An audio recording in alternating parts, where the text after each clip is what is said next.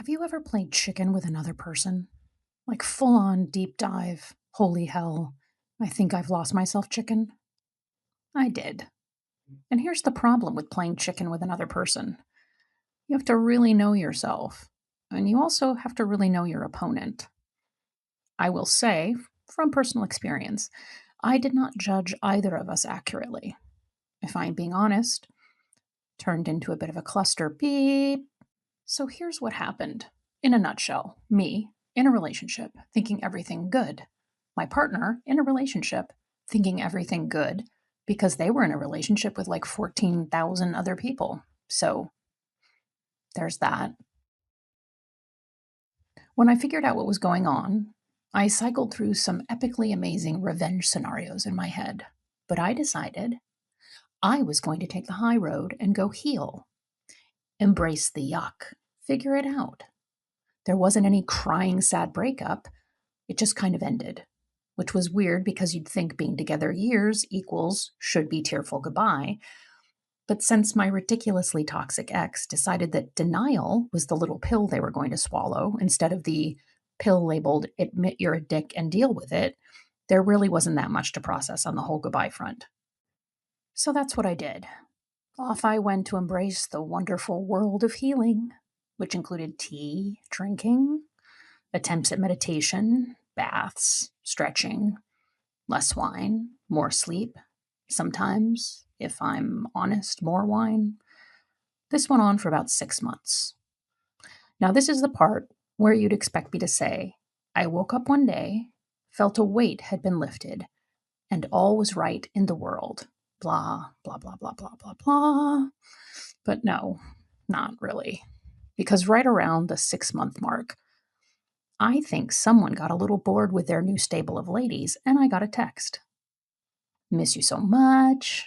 Can't we just start over? Blah vomit, blah vomit. Anyway, here's the thing. I knew from the mutual friends spy network, who liked to report back on what a bullet I had dodged, that my ridiculously toxic ex, let's just refer to them going forward as my RTE, was bad mouthing me to people and carrying on with like 14,000 other women. Or maybe just three, but whatever, there were others. So you think, knowing all of that, I'd just hit ignore, block them, move on. But something happened chemically inside my body when I read those texts. It was like I was a bull who saw red. I'm not sure if bulls actually see red. That myth might be a myth. But whatever, the bull thing is, I had it.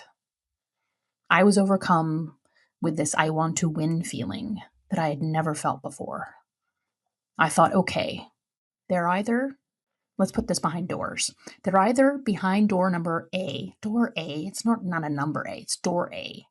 Behind door A, they're trying to do that thing I think they call reframing the narrative, otherwise known as salvaging their reputation.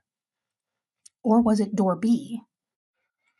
They actually found it fun to emotionally hijack people. The door I chose was C, both. They wanted to save their reputation, they wanted to convince me it was all a big misunderstanding, and they need a little adrenaline rush, just a little adrenaline rush, for their zombie dumb life. Anyway, I digress. So, I pretended to take the bait, because in that moment, I wanted to be the one who taught my RTE a lesson. I was going to be the gotcha. I was going to make them feel what I felt. I'm not going to get into the details of what happened next because honestly, that's not the important part. But I will say, I spent 3 months pretending I was some Bourne or Bondian wonder trying to take down an evil empire. 3 months of being a person I didn't recognize, of operating in a way that was not how I normally operate. And here's what I figured out eventually. Engaging in the same deceptive behavior as my RTE was making me an RTP. You guessed it, a ridiculously toxic person, too. So I stopped. But in that 3 months of trying to get my gotcha moment, I undid the 6 months of healing I'd done before. which is not good math. I set myself back months, maybe longer, when I should have just hit block or ignore, sent like some punctuation mark thing that somehow resembled the male genitalia. Like I really think I've seen that on YouTube someplace where somebody shows you you can draw sassy things with punctuation, periods, commas, etc. Anyway, the biggest lesson though is this. I am a chicken, or maybe a rooster. And my ex was a cobra. I feel a little bad making the snake the fall guy in the story, but the point is, I was fundamentally a different kind of animal than my ex.